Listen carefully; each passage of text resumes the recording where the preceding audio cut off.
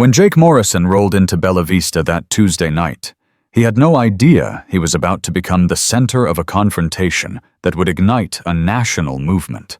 What started as one disabled veteran's simple desire for a normal dinner escalated into a shocking public showdown featuring a heartless manager, 4 Navy SEALs who refused to stay silent, and a moment caught on camera that would change everything. This is the story of the night 4 brothers stood up when the world looked away. Stay until the end and comment your city below so I can see how far this story has traveled. The late September sun was bleeding orange across San Diego's harbor when Jake Morrison sat in his adapted van outside Bella Vista Engine, idling hands trembling on the steering wheel. He'd circled the block 3 times already. Each pass he'd told himself the same lie next time. But his foot kept finding the accelerator instead of committing to the parking brake. 2 years. 730 days since he'd attempted anything like this, a solo dinner at a real restaurant, the kind with cloth napkins and wine lists, and couples who didn't stare.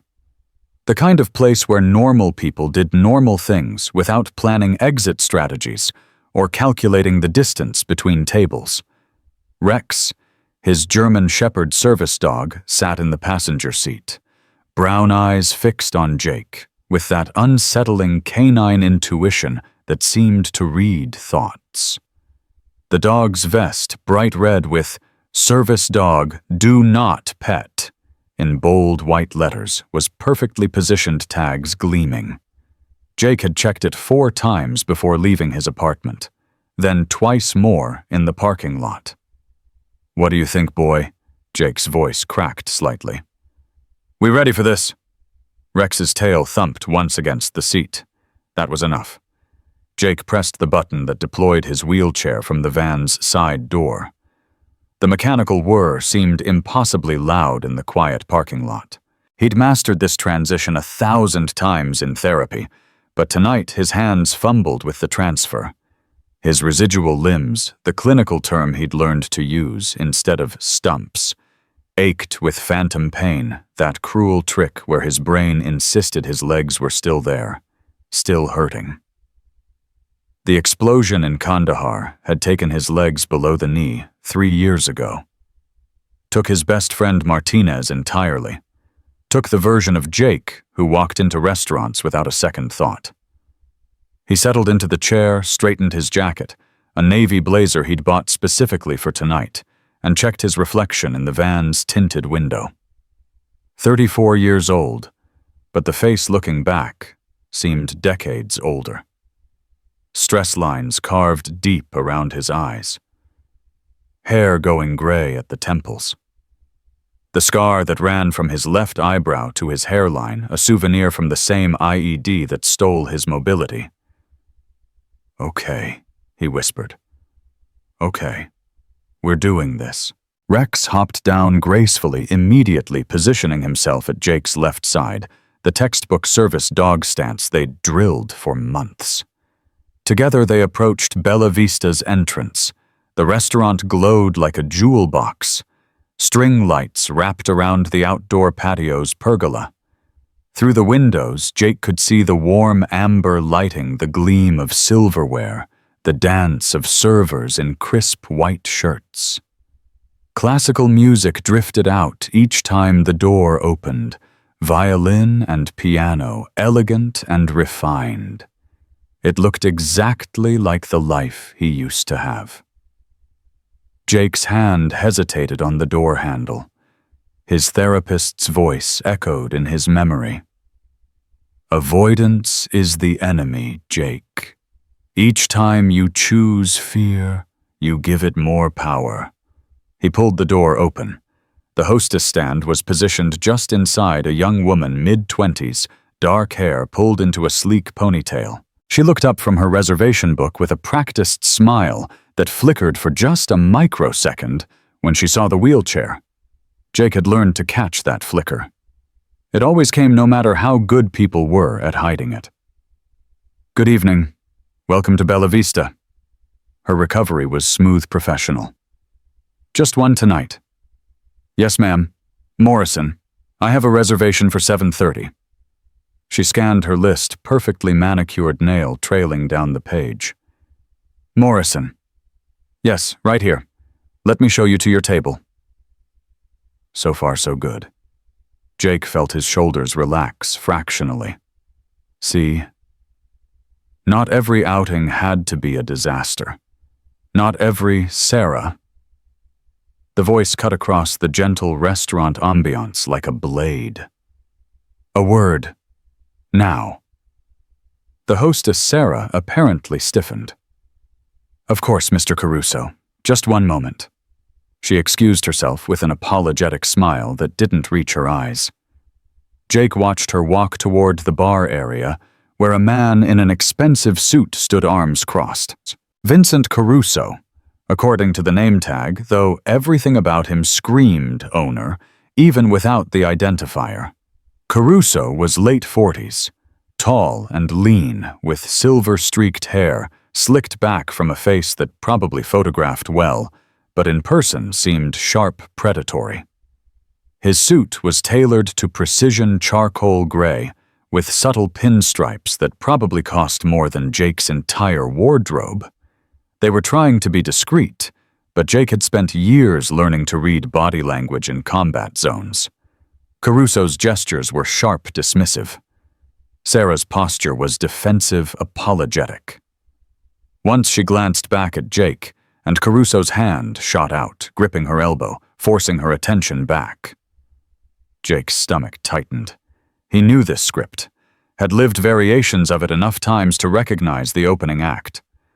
Rex pressed against his leg, a gentle reminder. I'm here. You're not alone. Sarah returned, but the professional warmth had drained from her face, replaced by something that looked like guilt. Mr. Morrison, I'm so sorry, but there's been a situation with your reservation. A situation. Jake's voice was flat. What kind of situation? I'm afraid... She glanced over her shoulder, where Caruso watched, arms still crossed. I'm afraid there's been a double booking. We don't actually have a table available. Jake followed her gaze to the dining room. He could see at least 4 empty tables from where he sat. 2 of them were already set, waiting for guests.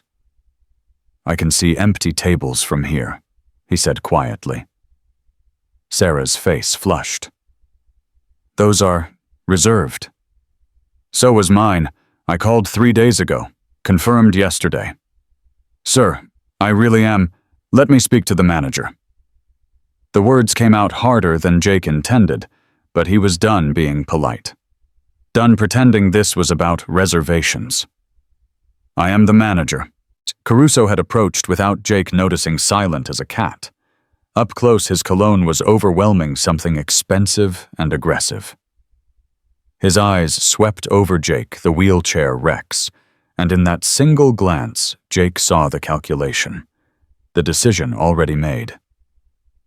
And I'm afraid we have a policy about animals in the dining room. Jake's hands tightened on his armrests. This is a service dog. Federal law. I'm aware of the ADA, Mr. Caruso paused, making a show of not knowing Jake's name, though Sarah had just used it. But this is a private establishment. We have standards to maintain. Our clientele expects a certain atmosphere. The restaurant wasn't silent. Conversations continued. Silverware clinked, wine poured, but Jake could feel the attention shifting their way. Peripheral awareness, the kind where people pretend not to stare, while absolutely staring. The Americans with Disabilities Act applies to all public accommodations. Jake recited, voice steady despite the rage building in his chest. Restaurants are specifically included. Service dogs must be permitted in all areas where customers are allowed. I don't make the rules, friend. Caruso's smile was thin cold. I just enforce them, and my rule is no dogs. Period. Then your rule is illegal. That's your opinion. Caruso's hand moved to Jake's wheelchair handle, presumptuous proprietary. Jake jerked away from the touch, and Rex immediately moved between them, not aggressive, but present a clear boundary. "Don't touch my chair," Jake said, each word carved from ice. "Then wheel yourself out. We're done here."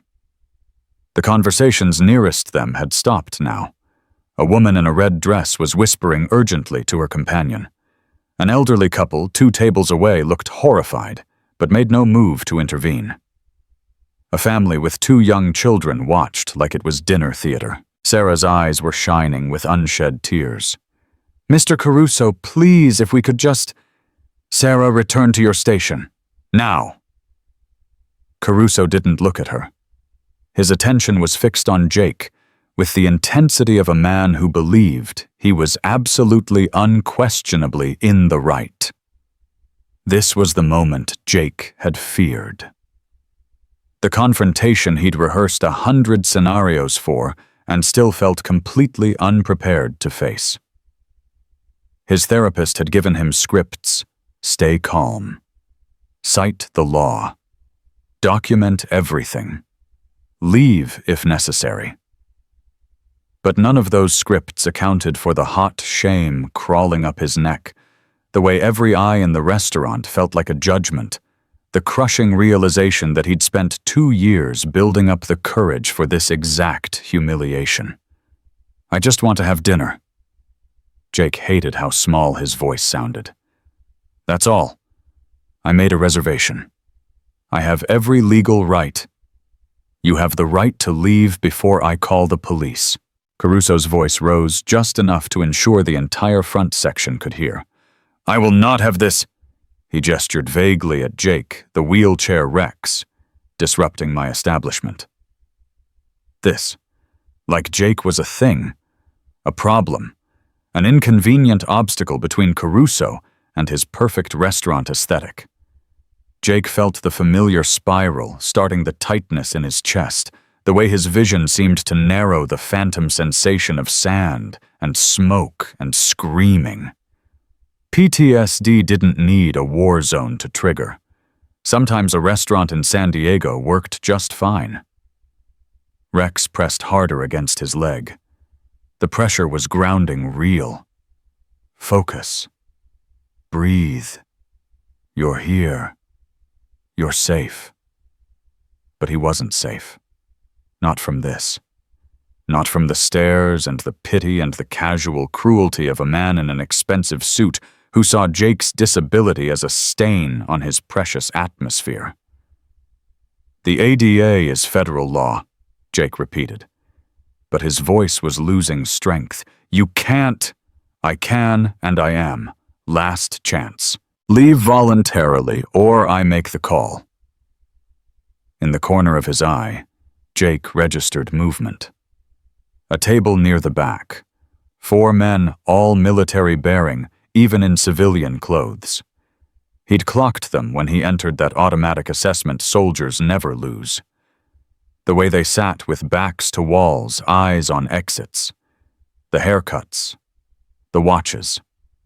The quiet confidence of men who knew exactly what they were capable of. One of them, broad-shouldered Latino, probably mid-30s, had straightened in his chair, was watching the confrontation with the focused intensity of a man calculating angles. But Jake had learned not to expect rescue. People looked away. They always looked away. It was easier than getting involved, safer than taking a stand.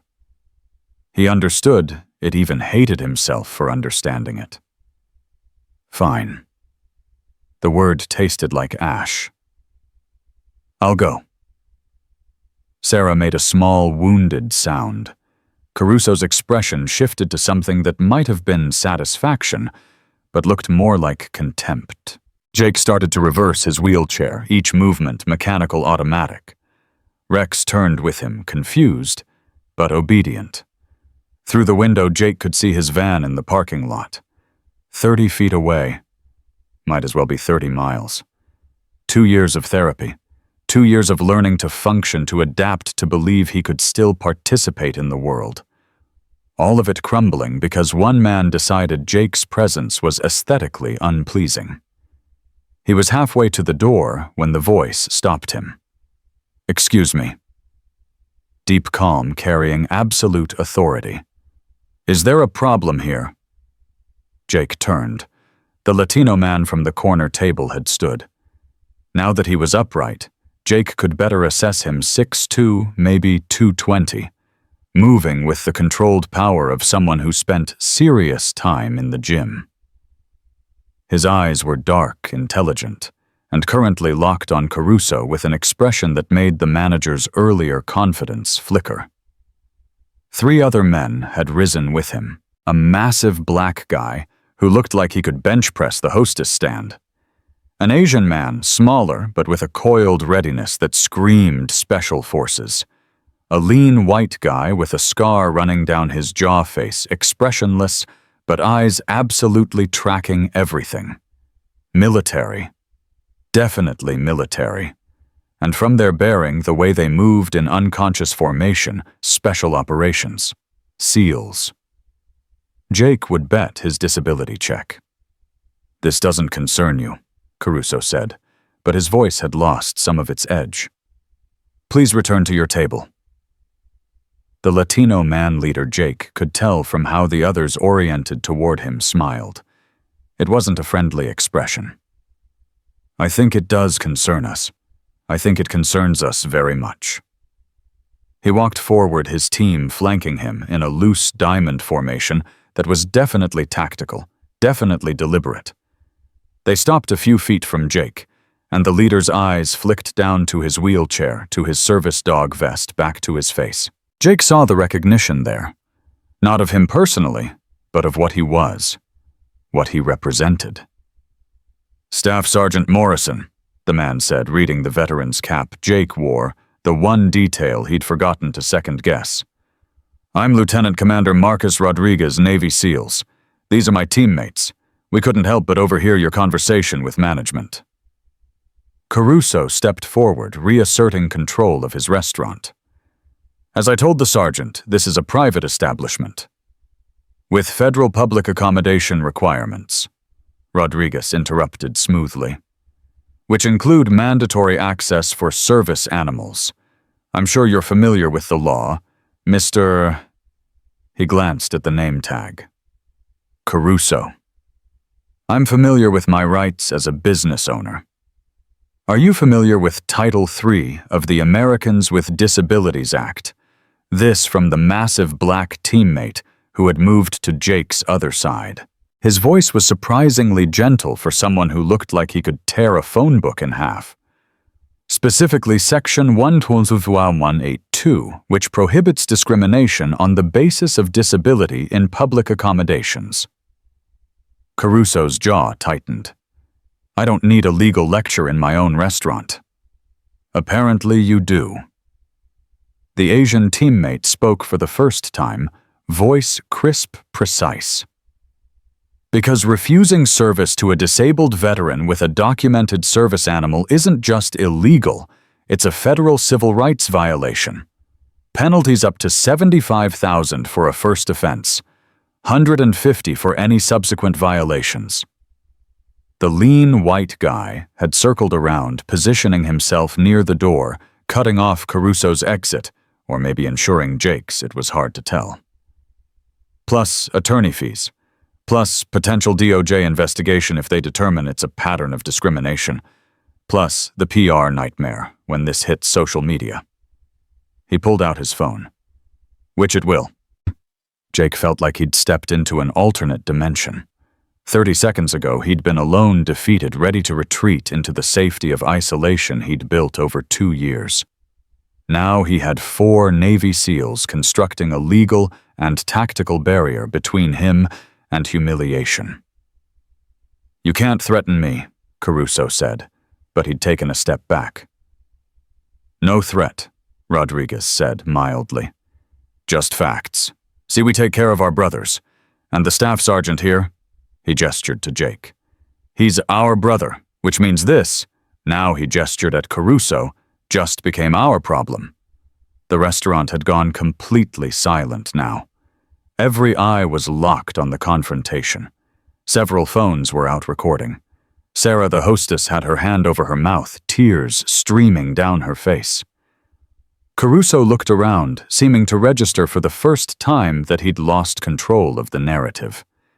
His restaurant, his rules, his authority. All of it undermined by 4 men in jeans and button-downs who somehow commanded more respect than his expensive suit ever could. "This is harassment," Caruso tried, voice rising. "I'm calling the police."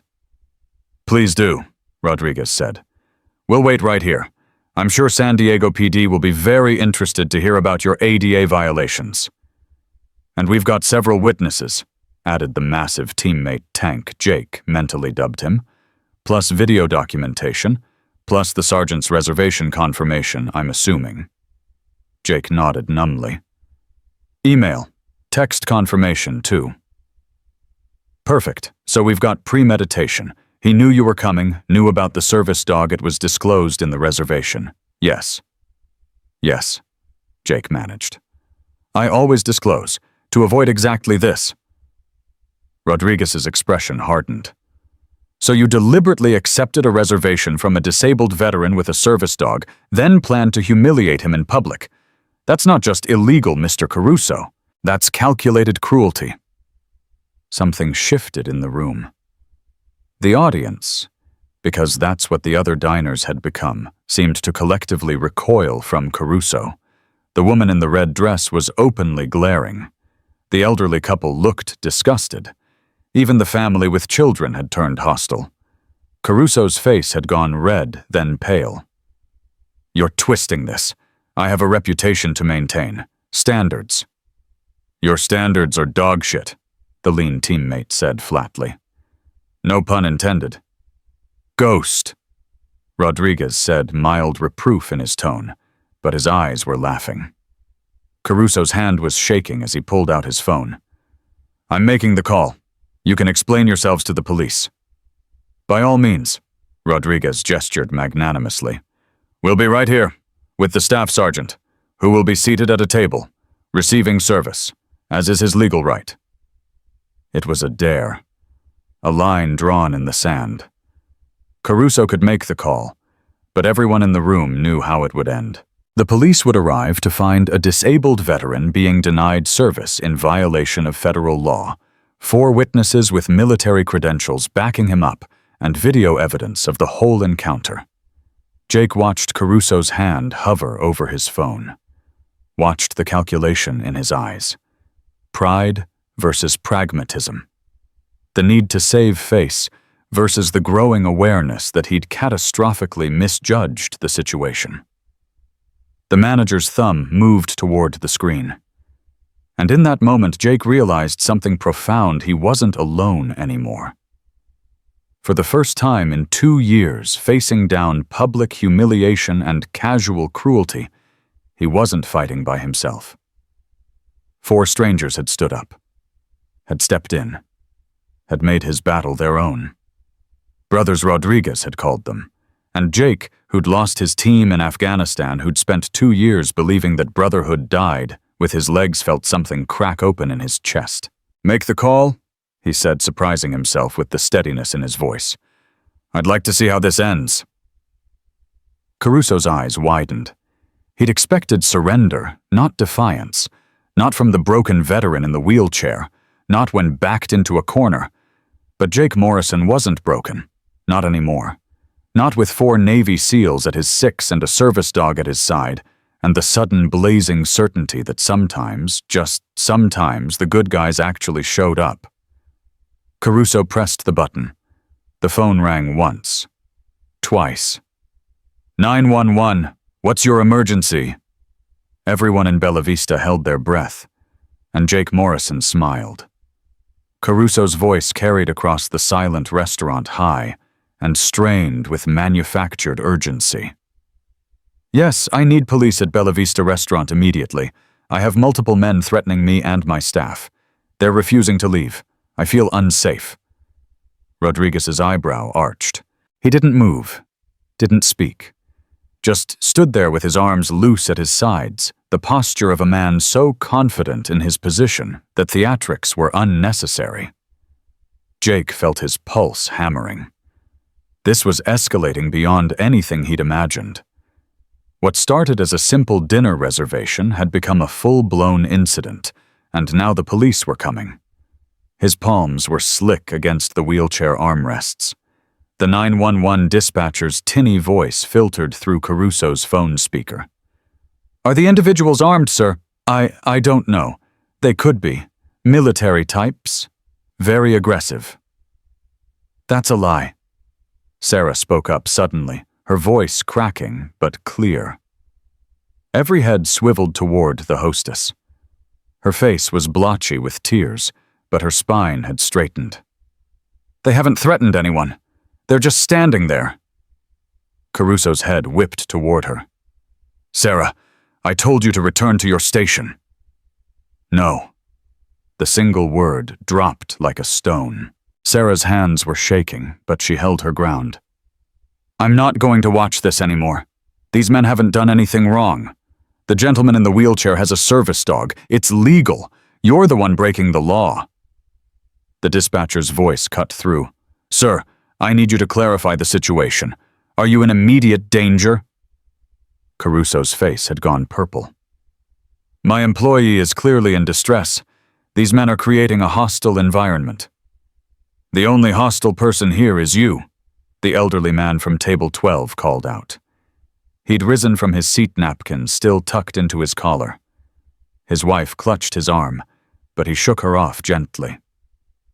"I'm Edmund Hartley, retired federal judge, and I've witnessed the entire interaction. You, sir, have violated the Americans with Disabilities Act. These gentlemen have done nothing but exercise their right to free speech." The woman in the red dress stood next. "I'm recording everything. It's already uploaded to my cloud. You want to lie to the police? Go ahead. We've got proof." Caruso's phone was still connected to 911, capturing every word. The dispatcher sounded confused now. "Sir, are you still there? What exactly is the emergency?" Rodriguez stepped forward, hand extended toward the phone. "May I?" Caruso jerked it away, but Rodriguez's teammate Ghost moved with liquid speed, plucking the device from the manager's grip before he could react. "Ma'am, this is Lieutenant Commander Marcus Rodriguez, United States Navy." Rodriguez spoke into the phone, his voice calm and professional. "There's no emergency here. A restaurant manager is refusing service to a disabled veteran with a service dog in violation of federal law. Several witnesses are present. We'd appreciate an officer coming to document the ADA violation, but there's no threat, no violence, no danger." "I see." The dispatcher's tone had shifted, grown cooler. "An officer will be dispatched. Please remain at the scene." "We're not going anywhere," Rodriguez assured her, then ended the call and handed the phone back to Caruso with exaggerated courtesy. "Thank you for making that call. Really appreciate the paper trail."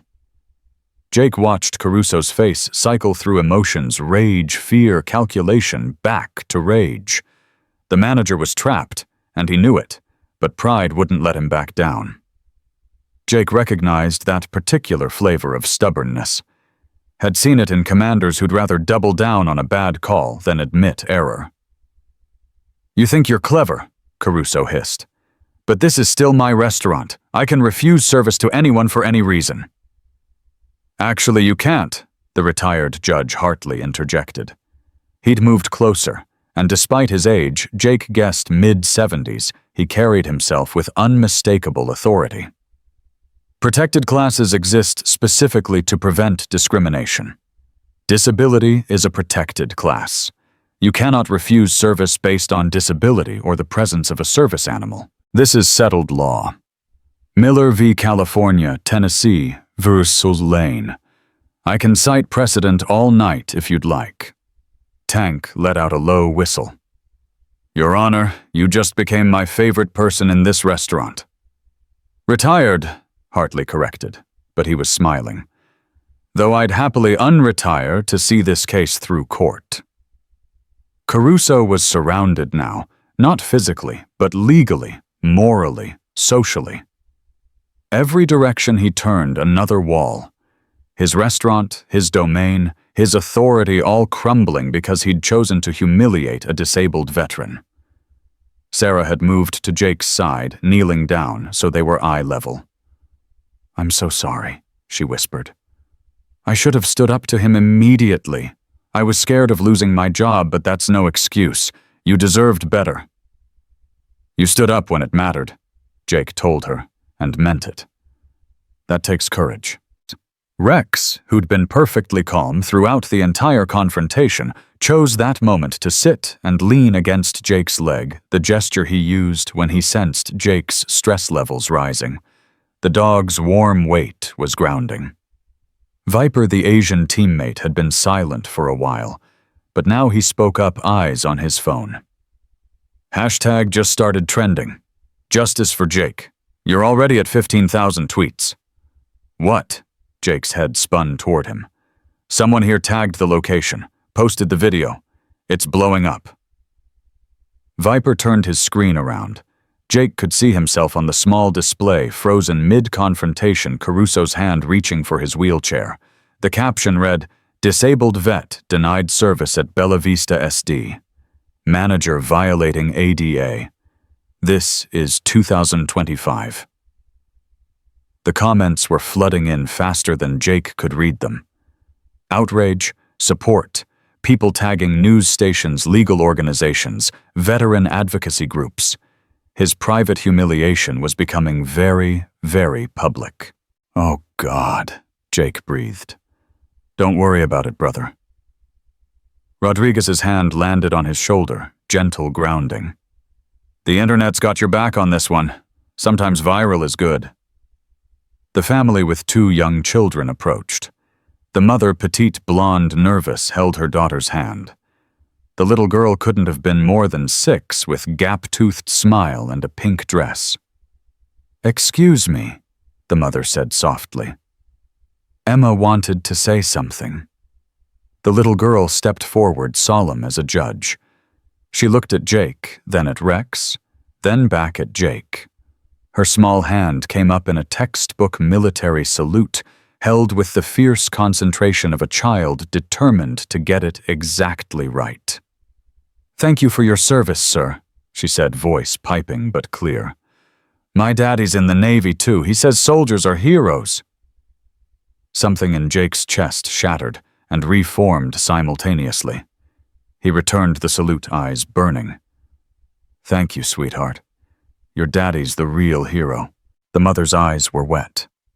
"We saw what happened. It's not right. You should be able to eat anywhere you want." More people were standing now. A businessman in his 50s approached, wallet already out. "Your meal's on me tonight, wherever you end up eating it. And I'm calling my lawyer in the morning. He specializes in disability rights. Pro bono if you want to pursue this." "I own 3 restaurants in La Jolla," another woman announced, pulling out a business card. "You're welcome at any of them anytime. Service dogs, too. In fact, I'm making it policy. If Caruso here doesn't want veteran business, I'll gladly take it." The momentum had shifted so completely that Jake felt dizzy with it. 10 minutes ago, he'd been alone, humiliated, ready to give up. Now he had allies materializing from every corner of the restaurant. Caruso stood in the center of it all, his kingdom revolting before his eyes. Customers were standing, some gathering their things to leave, others pulling out phones to add their voices to the digital outcry. His pristine reputation, his carefully cultivated image, Jake could see it disintegrating in real time across the manager's face. "This is insane," Caruso muttered. "Over a dog. Over a goddamn dog." "It's not about the dog," Rodriguez said quietly, but his voice carried. "It's about respect. It's about dignity. It's about whether we're the kind of country that honors the men and women who sacrifice for us, or the kind that kicks them out because they're inconvenient." Ghost had positioned himself by the window, watching the parking lot. "PD's here. 2 units. Jake's stomach clenched. He'd had limited interactions with police since his injury, and they'd been fine, but there was always that fear that he'd be seen as the problem, the complication, the disabled guy causing a scene. "Relax," Tank murmured, reading his expression. We got you." The door opened, and two officers entered. The first was a woman, Asian, early 40s, with sergeant stripes, and eyes that catalogued the entire room in 3 seconds. Her nameplate read, Wong. The second officer was younger Latino, with the careful posture of someone still getting used to the uniform. His tag said, Davis. Sergeant Wong's gaze swept from Caruso to Jake, to the 4 SEALs, then to the crowd of phone-wielding witnesses. "Someone want to tell me what's going on here?" Caruso surged forward. "Officers, thank God. These men are trespassing. I've asked them repeatedly to leave." "That's not accurate," Judge Hartley interrupted. "May I?" Wong nodded, and Hartley proceeded to lay out the situation with legal precision. Jake's reservation, Caruso's refusal, the ADA violation, the SEAL's intervention. He spoke for perhaps 90 seconds, hitting every relevant point without editorializing. When he finished, Wong turned to Jake. "You're the veteran." "Yes, ma'am." "Staff Sergeant Jake Morrison, Army, retired. Medical discharge." Her eyes dropped to his wheelchair, to Rex's service dog vest, back to his face. Jake saw something shift in her expression. Not pity, but recognition. Understanding. "My brother's at Walter Reed," she said quietly. "IED outside Fallujah. Lost both legs and an arm." Then louder. "Mr. Caruso, I need to see your business license and occupancy permit." "I don't see how that's relevant." "Sir, I'm investigating a potential civil rights violation. Your cooperation would be appreciated." Officer Davis had moved to Jake's side. He crouched down, meeting Jake's eyes. "Hey, man. Carlos Davis. I did 2 tours in Afghanistan. Helmand Province." Jake blinked. "I was Kandahar." "Figured from the cap." Davis gestured to Jake's veteran hat. "What unit?" "3rd Infantry. You, Marines, 2nd Battalion, 7th Marines." Davis's jaw tightened. "I know what you went through, and I know what this," he gestured at Caruso, "costs. The courage it takes to even walk through that door." "Thanks," Jake managed, throat tight. Davis stood, and when he turned to face Caruso, his expression had hardened into something cold and professional. "Sir, refusing service to a patron with a service animal is a violation of Title III of the Americans with Disabilities Act. It's a federal civil rights violation." "I explained to everyone I have standards. Your standards don't supersede federal law," Wong cut in. She'd been examining Rex, reading his vest, checking his tags. "This is a clearly marked, properly certified service dog. The ADA requires you to permit service animals in all areas where customers are normally allowed." "This is ridiculous." Caruso's voice was rising again. "One person's complaint and suddenly I'm a criminal." "Not one person," the woman in red dress spoke up. "At least 15 of us witnessed it. We all saw you discriminate against this veteran. We heard you order him to leave." Wong pulled out a notepad. "I'm going to need statements from everyone willing to provide them." Hands shot up across the restaurant. 10, 15, 20 people. Even some of the staff were raising their hands, shooting apologetic looks at Caruso. The manager seemed to realize, finally, that he'd lost. His shoulders sagged. The righteous indignation drained out of him, leaving something smaller, more afraid. "I didn't mean. I was trying to protect the restaurant's image." "By violating a veteran's civil rights." Davis's voice was hard as granite. "That's your defense. You don't understand the pressure. The reviews, the ratings. One bad Yelp review can destroy a restaurant. I can't have..." Caruso stopped himself, but everyone knew what came next. "Can't have disabled people ruining the aesthetic." Rodriguez stepped forward, and despite being in civilian clothes, despite carrying no weapon or badge, he commanded the space like a 4-star general. "Mr. Caruso, I'm going to give you a choice. A gift, really, though you don't deserve it.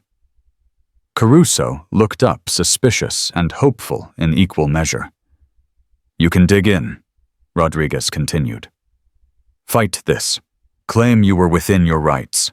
Take it to court, and you will lose federal court civil penalties, attorney fees, the whole 9 yards, plus the PR nightmare that's already started. Bella Vista will be infamous. You'll be the face of discrimination. Is that what you want? Caruso said nothing. Or, Rodriguez's voice softened fractionally, you can make this right now. Apologize genuinely. Seat Staff Sergeant Morrison at your best table. Comp his meal. And commit publicly to changing your policies to welcome veterans and service dogs. You can't force me to. I'm not forcing anything, Rodriguez said. I'm offering you a chance at redemption. The internet's watching. The news will be here in... He glanced at Viper, who held up 7 fingers. 7 minutes. You can be the villain, or you can be the guy who learned, who grew, who did better. Your call. The restaurant held its breath. Jake watched Caruso's face, saw the war happening behind his eyes. Pride versus survival.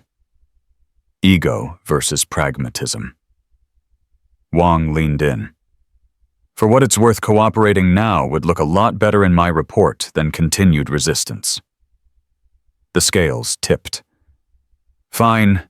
Caruso's voice was barely audible. Fine. I'll seat him. Not good enough, Tank rumbled. The apology. Public. Sincere. Caruso's throat worked. He looked around the restaurant at all the witnesses, the cameras, the judgment in every eye. Then he looked at Jake. Really looked at him perhaps for the first time. And whatever he saw there, the exhaustion, the pain, the quiet dignity of a man who'd served his country and lost so much it seemed to crack something open. I'm sorry. The words came out rough, unpracticed. God, I'm so sorry. You came here for a meal, just a normal dinner, and I tried to take that from you because I was worried about appearances, about what people would think. He laughed, bitter and broken. Now the whole world knows what kind of man I am. What kind of man you were, Rodriguez corrected. What kind of man you choose to be next, that's still up to you. Jake found himself wheeling forward, closing the distance between himself and Caruso. Rex moved with him perfect synchronization. When he stopped, he was close enough to see the broken blood vessels in Caruso's eyes, the sweat beading his upper lip, the absolute desolation in his expression. I accept your apology, Jake said quietly. The words surprised him, but they were true. But it can't end here. There are thousands of veterans like me, thousands of disabled people who just want to live their lives without fighting for basic dignity. If this moment means something, it has to be bigger than just me. Caruso nodded slowly. What do you want? I want you to mean it, Jake said. I want real change. Training for your staff. Policies that welcome service dogs' accessibility accommodations. I want other veterans to walk through that door and feel safe. Yes, Caruso's voice strengthened. Yes, I'll do it. All of it. Sarah was crying openly now. I'll help. I'll make sure it happens. Wong was writing rapidly in her notepad. Mr. Morrison, do you wish to press charges? Jake hesitated. The law was on his side. Caruso had broken federal statutes. He could pursue this, make an example, ensure real consequences. But he looked at the manager's face and saw genuine remorse. Saw a man who'd made a terrible choice and was just beginning to understand its weight. Not if he keeps his word, Jake said finally. If this place becomes truly accessible, if other veterans are welcomed, that's justice enough for me. Very generous of you, Wong said, though her tone suggested she'd have pushed for charges. I'll still be filing a report, and the DOJ may choose to investigate independently. Understood, Caruso said. Whatever comes, I deserve it. Officer Davis caught Jake's eye and nodded a small gesture of respect, veteran to veteran.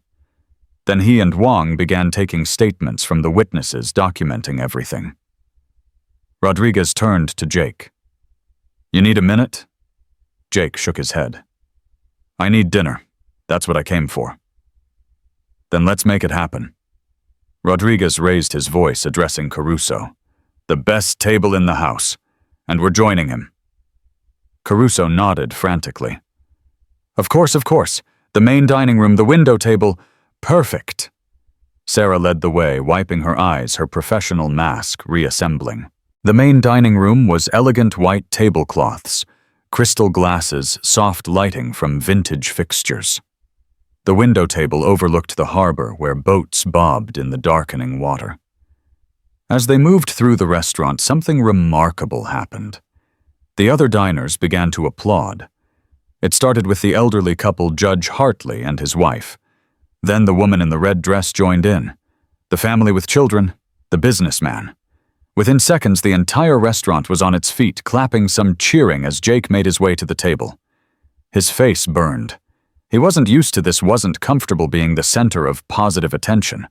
But Rodriguez's hand on his shoulder steadied him, and Rex's presence at his side grounded him. They reached the table, spacious enough for 5, positioned perfectly, with a view of the sunset painting the harbor in shades of gold and crimson. Tank held Jake's chair as he transferred from his wheelchair, then positioned the chair nearby. Rex settled at Jake's feet, finally relaxing. The 4 seals arranged themselves around the table. Rodriguez to Jake's right, Tank to his left, Viper and Ghost across. They moved with easy camaraderie, the kind born from years of trusting each other with their lives. A waiter appeared, young, nervous, clearly briefed on what had just happened. "Good evening, gentlemen. My name is Michael. I'll be taking care of you tonight. Can I start you with drinks?" "Water for everyone," Rodriguez said. "And whatever the staff sergeant wants." Jake almost laughed at the absurdity of it all. "Whiskey. Neat. Make it a double." "Make it 5, Rodriguez amended. "We're celebrating." As Michael hurried away, Jake looked at the 4 men who'd stood up for him. Strangers an hour ago, brothers now in the way, only shared battle-created brotherhood. "Why?" he asked simply. "You didn't know me, didn't owe me anything." Rodriguez met his eyes. "You wore the uniform. You served. You sacrificed." He gestured to Jake's legs. That's a price you paid for all of us. The least we can do is make sure you can have dinner without being harassed." "Besides," Tank added, grinning, "bullies piss me off. Always have. And that manager was a grade A bully." Viper nodded. "We take care of our own. Military veteran active duty doesn't matter. You're one of us." Ghost, who'd been mostly silent, spoke up. "My uncle came back from Vietnam, lost his legs, spent 40 years fighting for basic respect. Every time someone like you gets kicked around, I think of him. Think of all the battles he fought just to exist. So yeah, we stepped in. Would do it again in a heartbeat." Jake's eyes burned. He'd been holding it together through the confrontation, through the humiliation, and the fight, and the sudden victory. But this simple affirmation of belonging, of brotherhood, cracked his defenses. "Thank you," he managed. I can't." "Don't have to say anything," Rodriguez said quietly. "Just enjoy your dinner. You earned it." The whiskeys arrived, 5 glasses of amber liquid catching the lamplight. Rodriguez raised his. "To standing up. When others look away," Tank added. They drank, and the whiskey burned, going down warm and real and grounding. Jake set his glass down and looked out the window at the harbor, at the boats and the sunset, and the city he'd fought for, the country he'd served. For the first time in 2 years, he felt like he belonged to it again. The whiskey's warmth was still spreading through Jake's chest when Sarah appeared at their table, her composure visibly shaken, but professional. Behind her stood a man in chef's whites, tall, lean, with the kind of forearms that came from years of knife work, and the exhausted eyes of someone who'd spent the last hour listening to chaos unfold in his dining room. "Gentlemen," Sarah's voice wavered slightly, "this is Chef Antonio Russo. He'd like to speak with you." The chef stepped forward, and Jake noticed his hands were trembling, not from fear, from rage barely contained. When he spoke, his Italian accent was thick with emotion. "Staff Sergeant Morrison, I must apologize. What happened tonight, it is a disgrace, a dishonor to everything this restaurant should represent." "You're the head chef?" Rodriguez asked. "Yes, and I knew nothing of what Caruso planned." Antonio's jaw clenched. "I have been in the kitchen preparing for the evening service. My sous chef, he tells me something is happening. I come out and I see," he gestured helplessly, "I see this shameful thing, and I am too late to stop it." Jake studied the chef's face, saw genuine anguish there. "You didn't know?" "No, but I should have. I work with Caruso for 3 years. I see how he looks at people, how he judges. I tell myself it is just his way that he cares about the restaurant. But tonight," Antonio's voice broke, "tonight I see what I have been ignoring. The cruelty beneath the expensive suits." Tank leaned back in his chair, eyes sharp. "You could have stayed in the kitchen. Pretended you didn't know. Why come out here? Because I am from Sicily. My grandfather, he fought against Mussolini, against fascism, against men who believed some people were worth less than others." Antonio's hand went to his chest. "He taught me you see injustice, you do not look away. You do not make excuses. You stand up, or you are no better than the ones who harm." Ghost, who'd been silent, sat forward. "What are you going to do about it?" "I quit." The words dropped like a bomb. "I cannot work for a man like this. My conscience, it will not allow it." Sarah gasped. "Chef, no, you can't. This restaurant, it's nothing without you. The reviews, the reputation, it's all because of your food." "Then it is his loss." Antonio's voice was steel. "I have my dignity, and I will not cook for a man who throws veterans into the street like garbage." Jake felt the weight of that decision. Head chefs of Antonio's caliber didn't grow on trees. Bella Vista would suffer significantly from his departure. But before he could speak, Caruso himself appeared looking like he'd aged 10 years in the past hour. "Antonio, please," the manager's voice was desperate. "Don't do this. We can work this out. Work it out."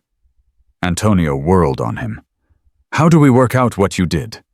How do we repair the damage to this man's dignity, to our reputation?" "No, Vincent, I am done. The restaurant will fail without you. Then let it fail." Antonio's voice rose. "Better it closes than continues under a man with no honor." The surrounding tables had gone quiet again, watching this new drama unfold. Jake saw phones tilting their way, capturing every moment. The viral video was getting a sequel. Rodriguez stood slowly, drawing everyone's attention. "Chef Russo, before you make any final decisions, hear me out." Antonio turned curiosity mixing with anger on his weathered face. "What happened tonight was wrong," Rodriguez continued. "But walking away, that's the easy path. The hard path, that's staying. Fighting to make this place what it should be. Making sure what happened to Staff Sergeant Morrison never happens to anyone else. You ask me to work for this man." Antonio gestured at Caruso with disgust. "I'm asking you to work for something bigger than him. For every veteran who walks through that door. For every person with a disability who deserves to eat your food without fear." Rodriguez's voice carried across the restaurant. "You said your grandfather taught you to stand up to injustice. Well, standing up doesn't always mean walking away. Sometimes it means staying and forcing change from the inside." Jake watched Antonio's face, saw the conflict there. The chef looked at Caruso, at Jake, at the watching crowd. His hands clenched and unclenched at his sides. "What you suggest," Antonio said slowly. "It would require many changes."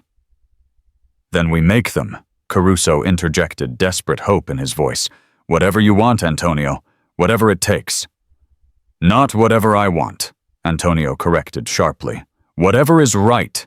Accessibility training for all staff, policies that welcome service animals, disability awareness education, and—" He turned to Jake. You help us. You tell us what we are doing wrong, how to do better."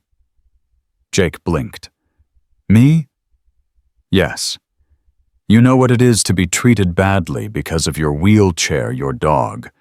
You can teach us how to treat people with dignity, how to make them feel welcome, not tolerated." The proposition hung in the air. Jake's mind raced. He'd come here for a simple dinner, not to become some kind of consultant or activist. But Rodriguez was right. Walking away was easier than staying and fighting for change. "I'm not an expert," Jake said finally. "I'm just a guy trying to live my life." "That is exactly why you are perfect," Antonio insisted. "You do not speak theory. You speak truth. Your truth." Viper had been scrolling through his phone, and now he looked up. "The hashtag's at 50,000 tweets. Local news is picking it up. Jake, people are looking for a statement from you. You've got a platform here whether you wanted it or not." Jake's stomach twisted. A platform. Attention. The exact opposite of the quiet, anonymous existence he'd been trying to build for 2 years. Rex shifted at his feet, pressing his head against Jake's calf, the signal for rising anxiety. The dog knew before Jake did that panic was creeping in. Tank noticed. "Hey, nobody's forcing anything. You want to walk out of here tonight and never come back, that's your right. But think about this, how many other veterans are out there facing this same crap? How many people with disabilities get turned away and don't have 4 SEALs backing them up?" "Hundreds," Jake whispered. "Thousands, probably." "And you could help them," Ghost said quietly. "Make this count for something bigger than one bad night at one restaurant." The door opened again, and this time it was a news crew camera lights, a reporter in a sharp suit adjusting her microphone. Sarah tried to intercept them, but Sergeant Wong stepped in. "Ms. Chen," Wong addressed the reporter, "this is still an active investigation scene.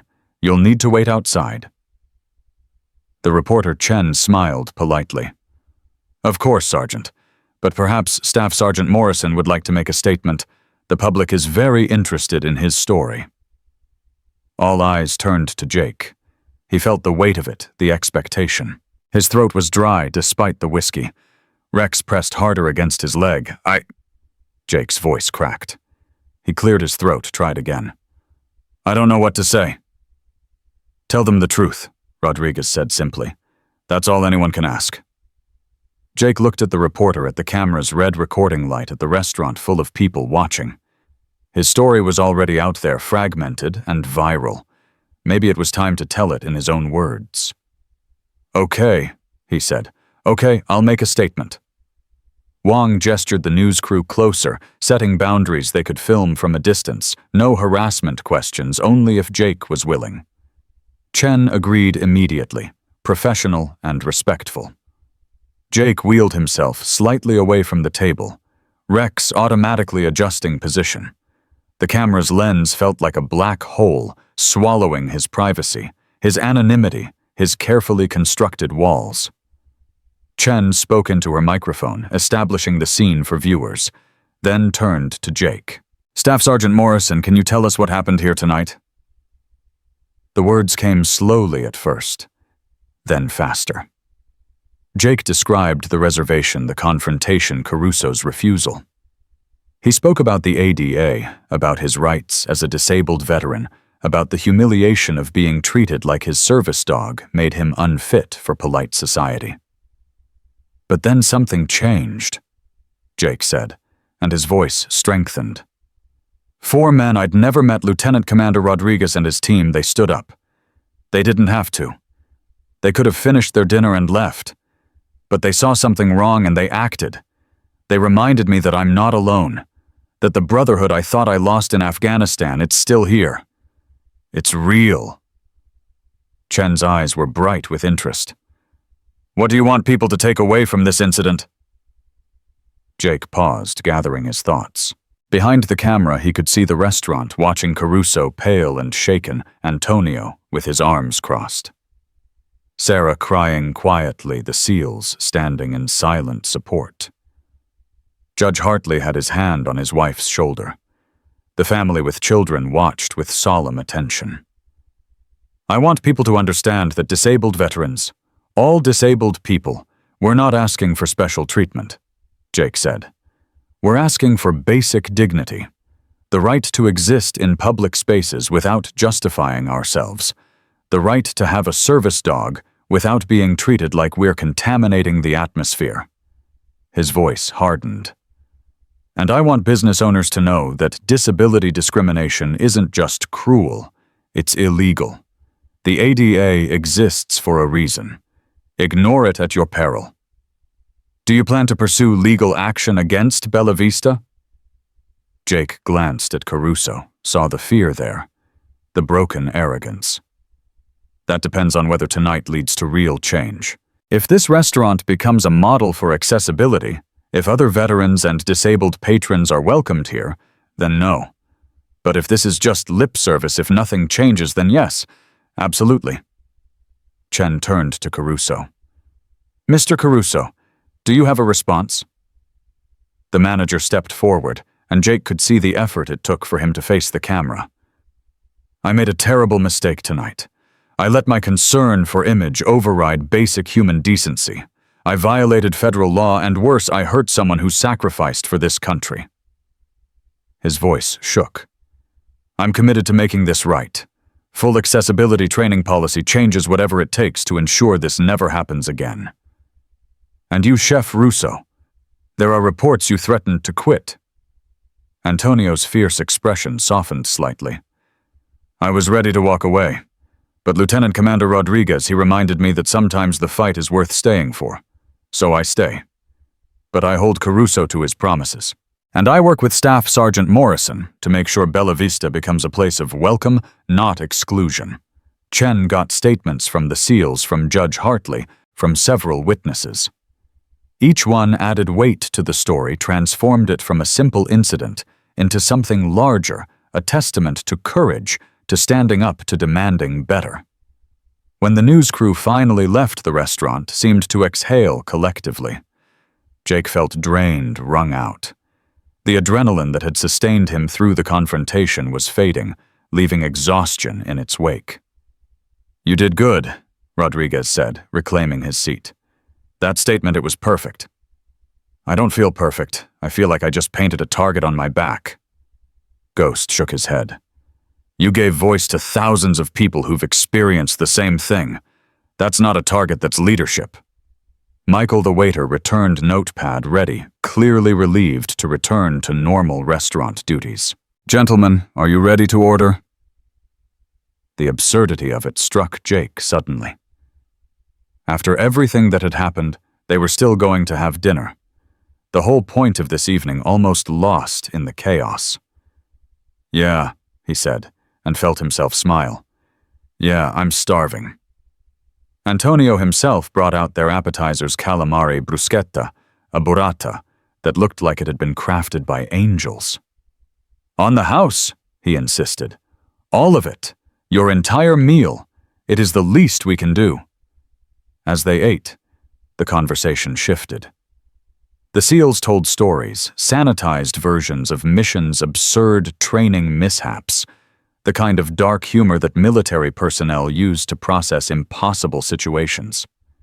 Jake found himself laughing, really laughing for the first time in months.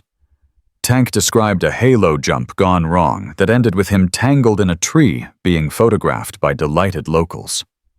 Viper recounted the time Ghost accidentally pepper-sprayed himself during a hostage rescue exercise. Rodriguez told a story about a diplomat's cat that had nearly derailed an entire operation in Yemen. "Wait," Jake said, wiping his eyes. "You're telling me a cat almost caused an international incident?" "Not almost did," Rodriguez corrected. "The ambassador loved that damn cat more than his own children. When it got loose in the compound during our op, he refused to evacuate without it. We had tangos closing in the extraction window closing, and I'm watching my best operator." He jerked his thumb at Ghost, crawling under a pallet trying to grab a terrified Persian named Mr. Whiskers. Ghost's normally impassive face cracked into a grin. "Got the cat, though."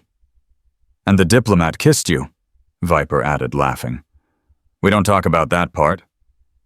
Jake's sides hurt from laughing. When was the last time he'd felt this light? This connected to people who understood the unique insanity of military service. The main courses arrived: osso buco, seafood, risotto, pasta, that Antonio had clearly prepared with extra care. Each bite was a revelation. Jake had forgotten what it felt like to simply enjoy food, to be present in a moment of pleasure without the constant background noise of anxiety. "This is incredible," he said. "Antonio's one of the best." Rodriguez agreed. "Been coming here for 2 years. Never had a bad meal." "You're regulars. Every month, same corner table. It's tradition." Tank speared a piece of braised meat. "After tonight, though, I think we'll be at this table. Better view?" As they ate, other diners approached cautiously, respectfully. A veteran from the Gulf War shook Jake's hand, eyes bright with tears. A woman whose son had a service dog thanked him for standing up.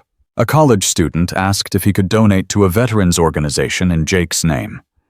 Each interaction was brief, but meaningful. Jake felt the walls he'd built around himself beginning to crack. For 2 years, he'd isolated himself, convinced that his disability made him a burden, an inconvenience. But tonight, he was something else entirely, a catalyst for change, a symbol of resilience. Sarah appeared with dessert, a tiramisu that looked like architecture. "Compliments of Chef Antonio. He says it's his grandmother's recipe, reserved for special occasions." "This qualifies," Viper said, already reaching for a spoon. As they shared the dessert, Rodriguez's phone buzzed. He checked it, and his expression shifted surprise, mixed with something Jake couldn't quite read. "What is it?" Jake asked. Rodriguez turned the phone around. On the screen was a tweet from a verified account, the Secretary of Veterans Affairs. "Inspired by SSG Jake Morrison's courage tonight.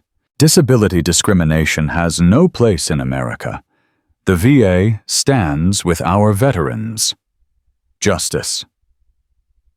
For Jake, add a compliance. Jake stared at the screen. The Secretary of Veterans Affairs, a federal official responding to his situation in real time. "It's bigger than San Diego now," Ghost observed. Viper was scrolling rapidly. CNN picked it up. Fox News, MSNBC. You're on every major news site. And oh wow, there's already a petition. Demand accessibility training for all restaurants. 50,000 signatures in 3 hours. Jake's head was spinning. This morning he'd been nobody, a disabled veteran trying to navigate basic existence. Tonight he was apparently a national news story, a trending hashtag, the face of a movement he hadn't asked to lead. "I can't." He started, then stopped. "This is too much." Rodriguez's hand found his shoulder again. "You don't have to carry it alone. That's what we're here for. That's what Brotherhood means."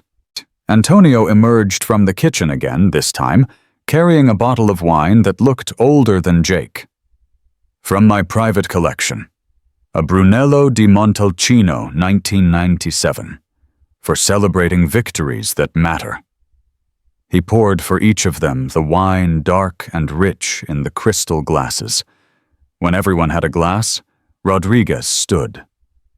"To Staff Sergeant Jake Morrison," he said, raising his glass, "who came here tonight for a simple meal and ended up starting a revolution."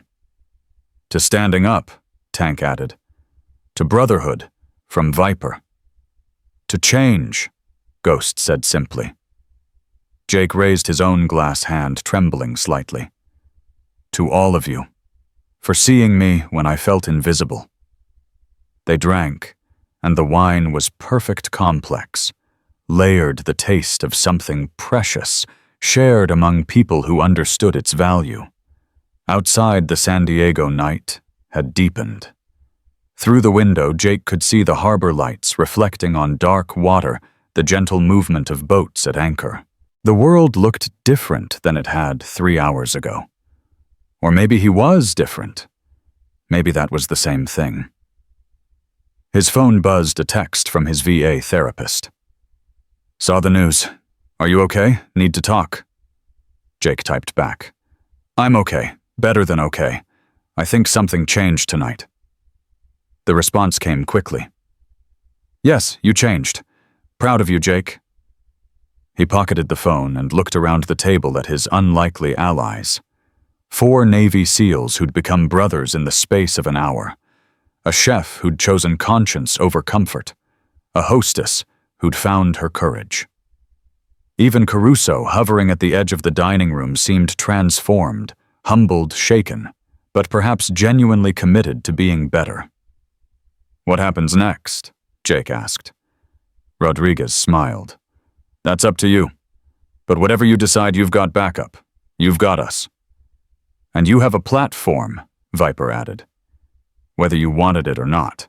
Question is, what are you going to do with it?" Jake looked down at Rex, who gazed back with those knowing brown eyes. The dog had been with him through the darkest times, the hospital, the rehab, the endless nights of phantom pain and survivor's guilt. Rex had never wavered, never judged, never seen Jake as anything less than whole. Maybe it was time Jake saw himself that way too. "I'm going to use it," he said, the decision crystallizing as he spoke. "I'm going to make sure this matters, not just for me, but for everyone who's been made to feel less than because of their disability." "That's the spirit," Tank said, grinning. Ghost leaned forward. "You'll need help. Organization. Strategy." "We know people," Rodriguez added. "Veteran organizations, disability rights groups, legal advocates. We can connect you." "And I can help too," Antonio interjected. "Bella Vista, it becomes the model, the example of how to do it right. And other restaurants, they see it can be done. That welcoming disabled patrons is not burden, it is honor." The pieces were falling into place. What had started as humiliation was transforming into purpose. Jake felt it settling over him like a mantle, heavy but not crushing. Responsibility, yes, but also possibility. Sarah approached their table one more time, a small card in her hand. "Mr. Morrison, I took the liberty of writing down my contact information. I want to help with the training, the policy changes. I want to learn how to do better." Jake took the card. "Thank you, Sarah, for standing up when it mattered." Her smile was watery but genuine. "You showed me how." As the evening wound down, as other diners gradually left with waves and words of encouragement. As the restaurant began its closing routine, Jake realized something profound. He'd walked in here broken, and he was leaving whole. Not physically, his legs were still gone. The phantom pain would still wake him at 3 a.m. The wheelchair would still be his reality. But something fundamental had shifted. He wasn't damaged goods. He wasn't an inconvenience. He was Jake Morrison, veteran survivor, and now apparently advocate. Rodriguez settled the bill despite Antonio's protests, and they prepared to leave. The four SEALs walked Jake to his van, a protective formation that was both tactical and symbolic. "This isn't goodbye," Rodriguez said, as Jake transferred into the driver's seat. "You're one of us now. You need anything advice, back up someone to intimidate restaurant managers, you call." He handed Jake a card with a phone number. "Personal cell, day or night." Jake pocketed it, throat tight. "I don't know how to thank you." "Don't thank us. Just keep fighting. Keep making noise. Keep demanding better." Rodriguez's smile was fierce. "That's thanks enough." As Jake drove away, Rex settled in the passenger seat, and the SEALs waving in his rearview mirror, he felt something he hadn't felt in 2 years. The hope lasted exactly until Jake's apartment door closed behind him.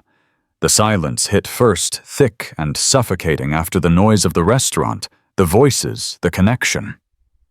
Rex padded to his water bowl, the click of nails on hardwood the only sound. Jake transferred to his everyday wheelchair, the one without the cushion upgrade, and sat in the dark living room as the adrenaline finally completely drained away. His phone buzzed, and buzzed, and kept buzzing. Twitter notifications, Facebook messages, Instagram tags. His private profiles, the ones he'd kept locked down friends and family only, were suddenly flooded. People he hadn't spoken to in years were reaching out. High school acquaintances, distant cousins, former soldiers from his unit who'd scattered to the winds after discharge. The phone screen cast blue light across his face as he scrolled through messages. Most were supportive. "Proud of you, brother. You're a hero. Thank you for standing up." But others made his stomach clench. A former staff sergeant from his platoon saw the video. "Didn't know you'd lost your legs. Why didn't you reach out?" "Because I couldn't face you," Jake thought, but didn't type. "Because every time I looked at you guys, I saw Martinez dying. Saw my own failure to save him." Another message, this one from a cousin in Ohio. "Mom's been trying to call you for 6 months. She cries every time you don't answer. Maybe this is a wake-up call to stop hiding." Jake's thumb hovered over the reply button, then he locked the phone and set it face down on the coffee table. The apartment felt smaller suddenly, the walls pressing in. This was what he'd feared, not the confrontation at the restaurant, but this, the exposure. The forced reconnection with a world he'd deliberately left behind. Rex's head appeared on his lap, the dog's weight and warmth a familiar anchor.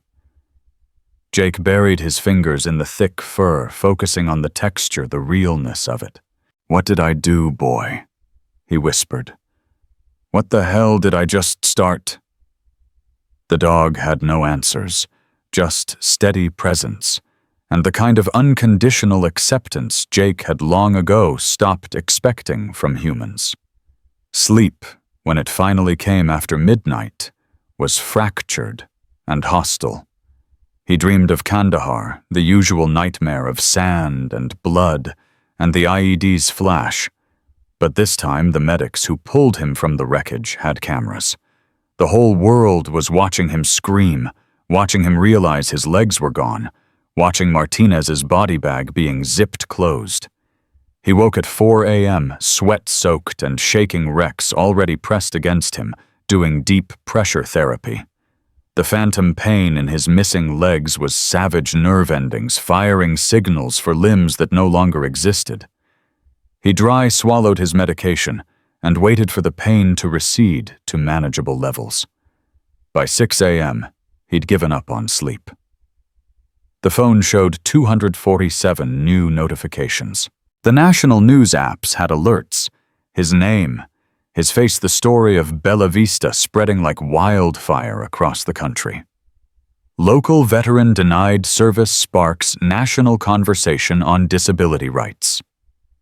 Navy SEALs step in when restaurant refuses service dog.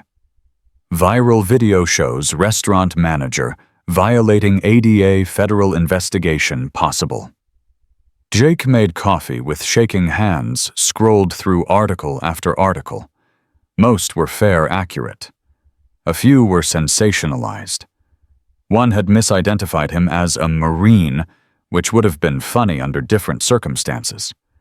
Another claimed he'd lost his legs saving children from a burning building completely fabricated, but the comments section ate it up. The doorbell rang at 7:15 a.m. Jake wasn't expecting anyone, and his heart rate kicked up. Through the peephole, he saw a young woman with a camera bag and a man holding a microphone with a news station logo. He didn't answer. After 5 minutes of knocking, they left a business card wedged in the doorframe. "Call us. The country wants to hear your story." 20 minutes later, different reporters. Then more.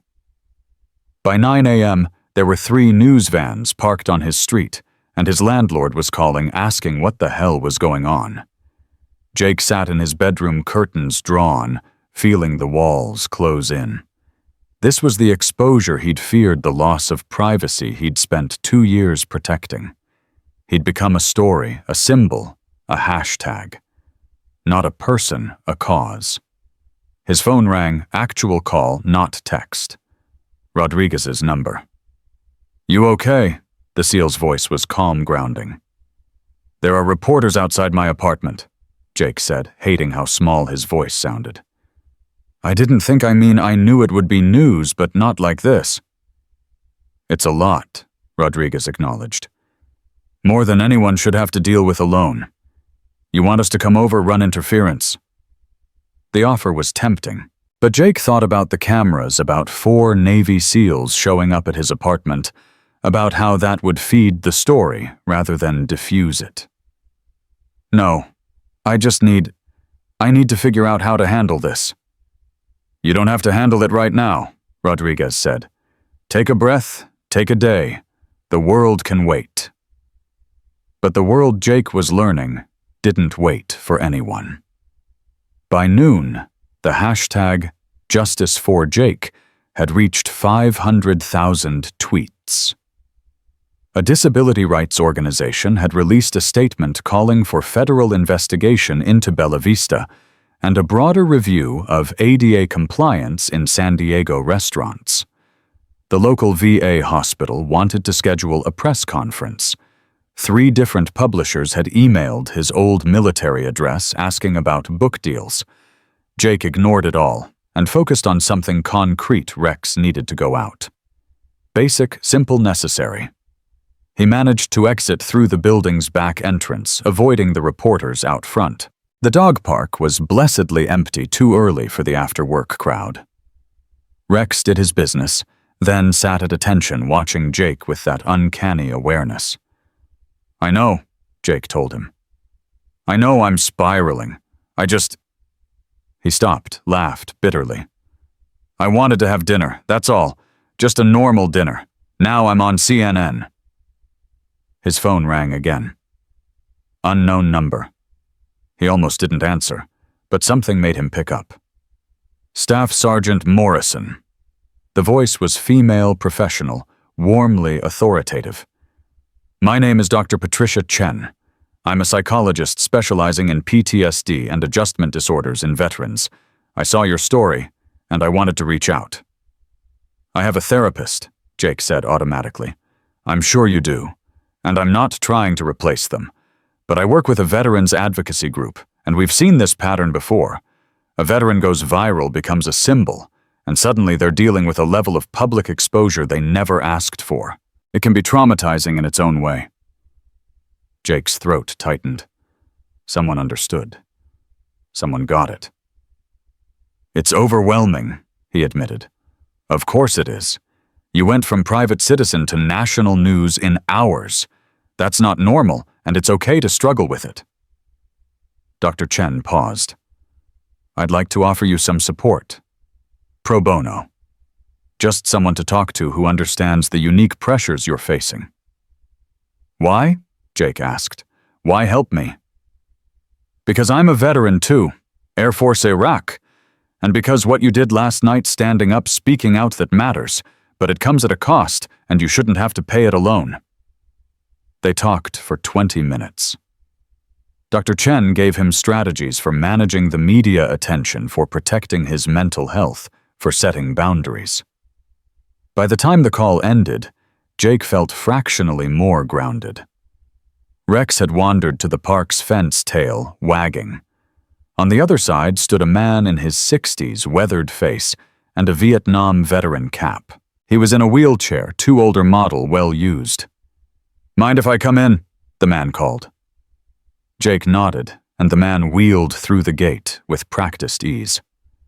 Up close, Jake could see the prosthetic leg, the purple heart pin on his jacket, the eyes that had seen too much and survived anyway.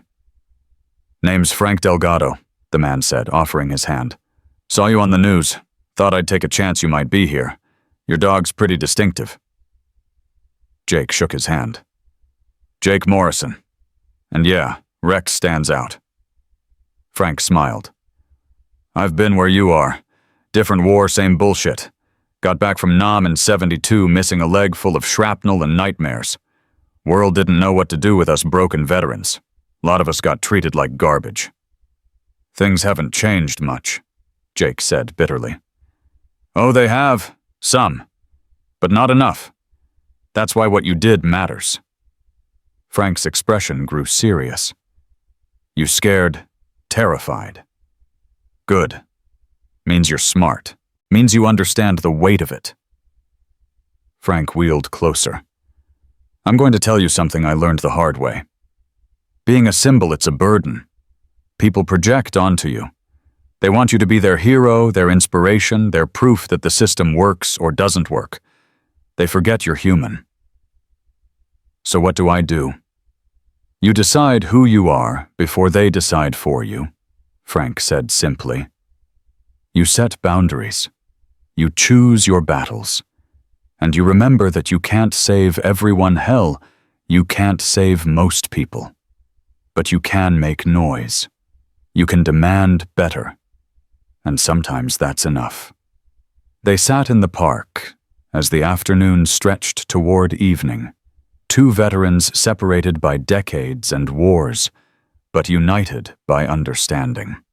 Frank told stories of his own fights against the VA, for benefits against restaurants and businesses that refused him service against a culture that wanted to forget its wounded warriors. "I spent 40 years fighting," Frank said. "Fighting for respect, for rights, for basic human dignity. And you want to know what I learned?" "What?" "That the fight never really ends. But you don't have to fight alone. And every small victory, like what happened at Bella Vista, it makes the next fight a little easier for someone else." When Frank finally left, pressing his phone number into Jake's hand, with instructions to call any time Jake felt something shift. The fear was still there. The overwhelm still real.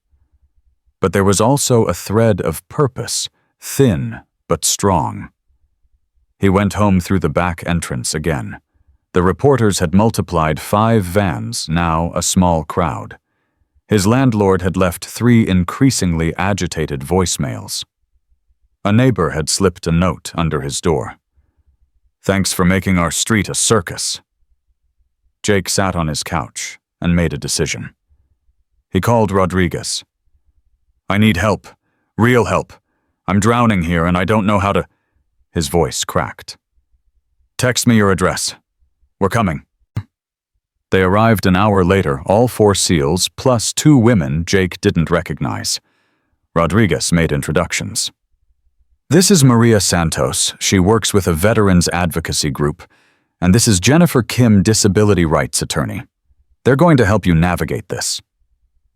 Maria was petite, fierce-eyed, with the kind of presence that suggested she didn't take shit from anyone. "Mr. Morrison, you've started something important, but you need structure, strategy, and most importantly, protection. Both legal and personal." Jennifer was taller, calm, with a measured way of speaking that reminded Jake of the best officers he'd served under. "The media attention is only going to increase. The DOJ has opened a preliminary investigation into Bella Vista. Other disabled veterans are coming forward with their own stories of discrimination.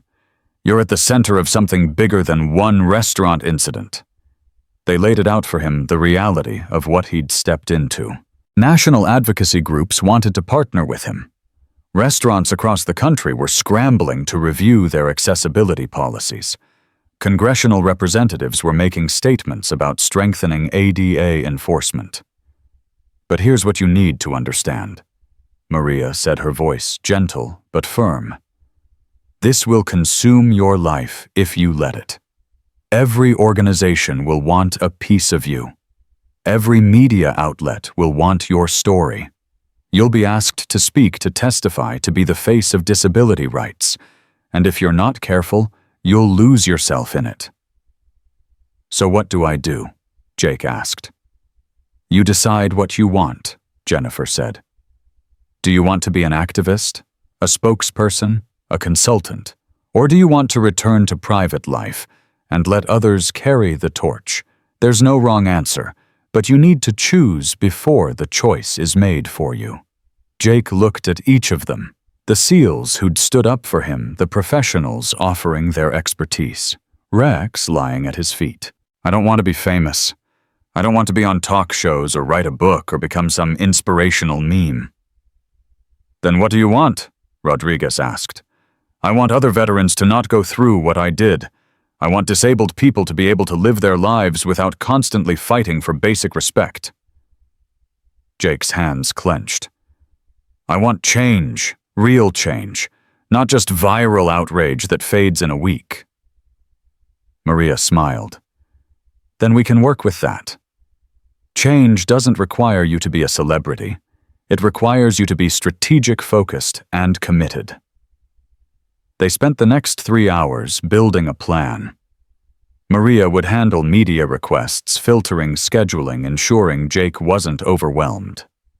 Jennifer would pursue the legal angle, working with the DOJ investigation, building a case for stronger ADA enforcement, possibly filing a class action if other victims came forward. The SEALs would provide security and support, both physical presence when needed, and the kind of brotherhood that made isolation impossible. And Bella Vista, Jake asked. Caruso's promises, how do we ensure he follows through? That's where you come in, Jennifer said. You become the accountability. You work with Antonio and Sarah to implement real changes. You document everything, and if Caruso fails to comply, we have grounds for both federal charges and civil litigation. It was concrete, actionable. Not the shapeless overwhelm Jake had been drowning in, but actual steps forward. Tank had been quiet, but now he spoke up. There's something else you should know. We've been getting messages too. Other veterans who've been discriminated against. They want to know if you'll help them. Viper pulled out a tablet, showed Jake a list. 20 names. 30, 50. Veterans with service dogs denied entry to stores, restaurants, hotels. Wheelchair users blocked from accessible seating. Disabled patrons mocked, humiliated, turned away. This is just from today, Viper said quietly. They saw your story and felt safe enough to come forward. They want justice, too. Jake stared at the list, each name a person a story of dignity denied. He thought of Frank Delgado's 40-year fight, thought of the little girl in the pink dress saluting him with such earnest respect, thought of Sarah finding her courage to stand up. We help them, he said. All of them. We document every case, build a pattern, and we make so much noise that the system has to respond. Ghost, who'd been standing by the window watching the news vans, turned around. That's a war, Jake. Different kind than Afghanistan, but a war nonetheless. You ready for that? Jake looked down at his missing legs, at the wheelchair that had become his reality, at Rex, who'd been his lifeline through the darkest times. He thought about the explosion that had taken his legs and his best friend. Thought about 2 years of hiding, of shame, of believing he was broken. He wasn't broken. He was forged. Tempered by fire and loss and survival. I've been to war, Jake said. I know what it costs, but I also know what it means to fight for something that matters. And this, he gestured at the list of names, This matters. Maria's eyes were bright. Then we start tomorrow. Tonight you rest. No media, no phones, no pressure, just recovery. The SEALs stayed until the reporters gave up and left around 10 p.m. They rotated watch, unnecessary but comforting. Tank made dinner from Jake's sparse pantry with skills that suggested he'd cooked in worse conditions. They ate together, talking about everything except Bella Vista, and for a few hours, Jake felt almost normal. When they finally left, Rodriguez was last out the door. "You did good today. Making the choice to fight, that's the hardest part." "I'm scared I'll fail them," Jake admitted.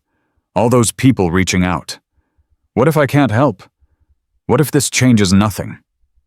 "Then you fail, and you get up and try again. That's what warriors do." Rodriguez gripped his shoulder.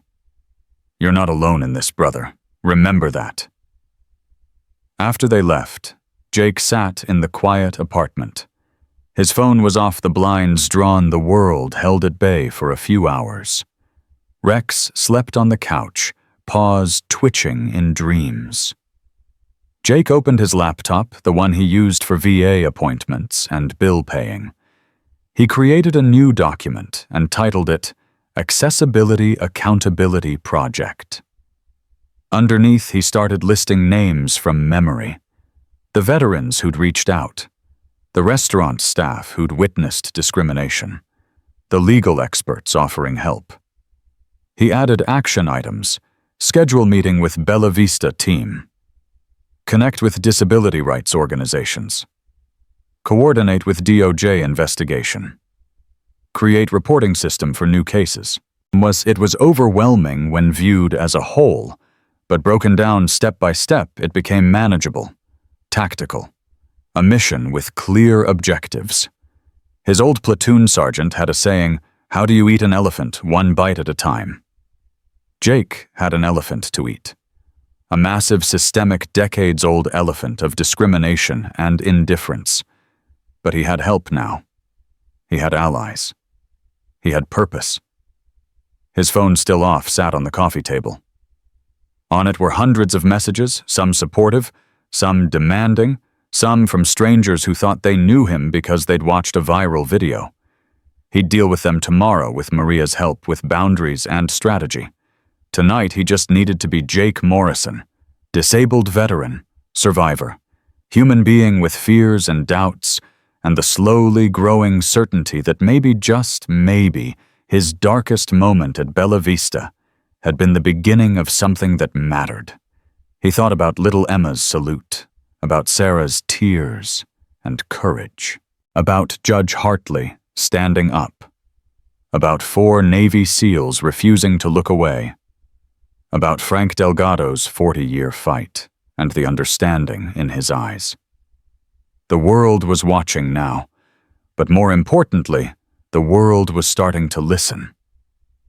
Jake saved the document and closed the laptop. Tomorrow would bring challenges, media scrutiny, legal complexities, the weight of expectation. But tomorrow would also bring opportunity. The chance to transform his pain into purpose, his humiliation into hope. He transferred to bed, Rex following and settling on his designated spot at the foot of the mattress. The phantom pain was still there, a constant reminder of what he'd lost. But for the first time in 2 years, it was accompanied by something else. Not hope, not quite yet, but the potential for hope. The possibility that his sacrifice, his struggle, his very existence could mean something beyond personal survival. He turned off the light and lay in the darkness, listening to Rex's breathing, feeling the weight of what lay ahead. The fight was just beginning. But Jake Morrison had been a soldier. He knew how to fight. This time he wasn't fighting alone. And this time the enemy wasn't an insurgent with an IED. It was a system, a culture, a society that needed to be reminded that disabled veterans, all disabled people, deserved dignity. Jake closed his eyes and for the first time since Afghanistan felt ready for the battle ahead. Because some things were worth fighting for. And this was one of them. 6 months later, Jake stood outside Bella Vista again, but this time the restaurant looked different. A new sign hung beside the entrance, bronze and elegant, featuring a service dog silhouette and the words, "Proud partner in accessibility. All are welcome here." Rex sat at his side, calm and patient as always. The spring evening was warm, the harbor breeze carrying the scent of salt and possibility. Jake took a breath, steadying himself against the flood of memories from that September night that had changed everything. "You ready for this?" Rodriguez's voice came from behind him. The 4 SEALs had arrived together dressed in suits, this time Tank, tugging uncomfortably at his collar. Ghost looking somehow at ease in formal wear, Viper checking his watch. "Ready as I'll ever be," Jake said, and meant it. They walked in together, and the transformation was immediate. Where once Jake had faced a hostile hostess stand, now there was a dedicated accessibility greeter, a young veteran named Marcus, who'd lost an arm in Syria. His smile was genuine welcoming. "Staff Sergeant Morrison," Marcus said, saluting with his remaining hand. "It's an honor, sir. Your table is ready." The main dining room had been redesigned. Wider aisles for wheelchair access, lower tables that didn't require uncomfortable transfers, a discreet service dog relief area visible through the back windows. But more than the physical changes, the atmosphere itself felt different, warmer, more inclusive. Antonio emerged from the kitchen chef's white's pristine face, breaking into a massive smile. "Jake, my friend." He embraced Jake carefully, then stepped back to gesture around the room. You see what we have done." "It's incredible, Antonio." "It is a beginning," the chef corrected. "Always we are learning. But tonight, we celebrate how far we have come." Sarah appeared no longer a hostess, but the restaurant's new director of accessibility services, a position that hadn't existed 6 months ago. Her eyes were bright with pride, and something deeper, the kind of confidence that came from finding purpose. "We've trained the entire staff," she told Jake as they walked to the table. "ADA compliance, disability awareness, service, dog protocols, and we've partnered with 3 other restaurants to share what we've learned. The changes are spreading." The corner table, their table now, was set for 20. Not just the SEALs and Jake, but others who'd become part of this journey. Dr. Patricia Chen, who'd guided Jake through the psychological minefield of sudden fame. Jennifer Kim, whose legal work had resulted in the DOJ implementing new enforcement guidelines. Maria Santos, who'd turned Jake's viral moment into a sustainable advocacy movement. Frank Delgado was there too, the Vietnam veteran who'd offered wisdom in the dog park. Beside him sat 3 other veterans Jake had helped over the past months, each with their own story of discrimination, each now part of a growing coalition demanding change. Judge Hartley and his wife occupied seats near the window, the retired judge having come out of retirement to consult on several disability rights cases. Even little Emma was there with her parents, the girl who'd saluted Jake, now wearing a shirt that read, "Future Veteran Ally." But the guest of honor seat remained empty. "Where's Caruso?" Jake asked Sarah. Her expression flickered. "He's coming. There's something he needs to do first." Before Jake could ask more, the restaurant's sound system crackled to life. On the screen mounted on the wall, usually reserved for sporting events, Caruso's face appeared.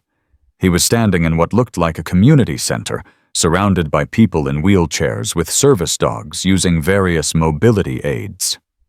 "Staff Sergeant Morrison," Caruso's recorded voice filled the restaurant. "6 months ago, I made the worst decision of my professional life. I let prejudice and ignorance guide my actions. I hurt you, and through you, I hurt countless others who'd been made to feel unwelcome in places that should have been open to all." The recording continued, showing Caruso working with disabled veterans, serving food at an accessible community kitchen, sitting in sensitivity training sessions. His transformation had been documented step by step. "I can never undo what I did," Caruso said to the camera. "But I can spend the rest of my life making sure it never happens again. Tonight, I'm announcing the Bella Vista Accessibility Fund, $100,000 dedicated to helping restaurants across California implement accessibility improvements. Because what you taught me, Jake, was that dignity isn't a privilege. It's a right." The video ended, and the real Caruso walked through the door. He looked different, humbler, the arrogance that had defined him replaced by something more authentic. He approached Jake's table slowly, as if uncertain of his welcome.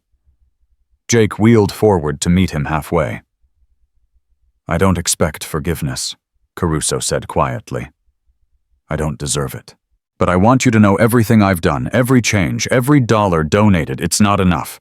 It'll never be enough to make up for that night. But I'm going to keep trying anyway." Jake extended his hand. "You showed up. You did the work. That's what matters." The handshake was brief, but it carried weight. Not forgiveness exactly, but acknowledgement. Recognition that people could change, that redemption was possible when remorse turned into action. As they returned to the table and dinner service began, Jake reflected on the 6 months since that viral night. The DOJ investigation had resulted in new enforcement guidelines making ADA compliance a priority for federal inspections. Maria's advocacy group had documented over 300 cases of disability discrimination, building a database that was already influencing policy discussions in Washington. Jennifer's legal work had gone beyond Bella Vista. She'd filed a class action lawsuit against a national restaurant chain representing 47 disabled veterans denied service. The case was pending, but early settlements suggested real change was coming. And Jake himself had found an unexpected calling. Working with Antonio and Sarah, he'd helped develop a training program now being implemented in restaurants across 12 states. He consulted, advised, shared his story when it mattered, and kept his privacy when it didn't. The media attention had faded to manageable levels. He was no longer a trending hashtag, just a person doing work that mattered. The reporters had moved on to other stories, other viral moments. But the changes, the real structural changes, those remained. "Speech time," Tank announced as appetizers were cleared. He stood raising his glass. "6 months ago, we came to this restaurant for a quiet dinner. Instead, we witnessed an injustice. And we watched one man," he gestured to Jake, "turn that injustice into a movement." "To Jake Morrison," Rodriguez added, standing as well, "who taught us that sometimes the bravest battles happen not on foreign soil, but in the places we call home." "To Brotherhood," from Viper Rising. "To change," Ghost said, the last to stand. The table erupted in agreement, glasses raised. Jake felt his throat tighten with emotion. Not the helpless shame he'd felt 6 months ago, but something fuller, richer. Gratitude. Purpose. Belonging. Dr. Chen stood next. Her psychologist's composure touched with warmth. "I've worked with veterans for 20 years. And I've seen many struggles. But I've also seen resilience, courage, and the power of community. Jake, you didn't just survive your trauma, you transformed it into something that helps others survive theirs. That's not just recovery, that's heroism." Frank Delgado was next, the old veteran's voice rough with emotion. "I fought for 40 years mostly alone, watched progress come in inches, setbacks come in miles. But you young warriors," he gestured around the table, "you've done in 6 months what took my generation decades. You've made noise impossible to ignore. You've demanded dignity and refused to settle for anything less." Emma's father stood his Navy uniform, crisp and proud. "My daughter asks me what a hero looks like. I used to show her pictures of admirals, of Medal of Honor recipients. Now I show her this." He gestured to Jake, to the transformed restaurant, to the gathered allies. "I show her people who stand up when it would be easier to sit down, who fight for others when they could just fight for themselves." Little Emma herself stood on her chair, gap-toothed, smile brilliant. "Mr. Jake, you're my favorite hero, because you showed me that being brave isn't about not being scared. It's about being scared and doing the right thing anyway." Jake couldn't speak past the lump in his throat. Rex pressed against his leg, sensing the emotional overwhelm, providing grounding pressure. Sarah stood, tears already streaming. "6 months ago, I watched injustice happen and did nothing. I was too scared of losing my job, too worried about making waves. But you showed me that silence isn't neutral, it's complicity. And when I finally found my voice, when I finally stood up," her voice broke, "I found myself. I found my purpose. So thank you. For everything." Antonio was next, the chef's usual exuberance tempered by solemnity. "In Sicily we have a saying, Lu rispetto è lu pane di l'anima. Respect is the bread of the soul. Without it, we starve. You reminded me, reminded all of us that every person deserves this bread, and now we make sure everyone is fed." Maria Santos rose, her advocacy leader presence commanding attention. The Accessibility Accountability Project. What started as one man's fight for dignity has documented 417 cases of disability discrimination. We've worked with 62 businesses to implement changes.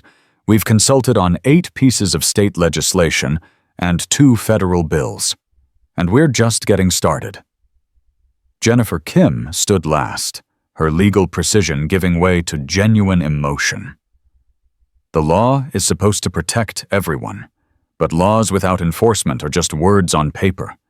You, Jake, you forced the system to remember its promises.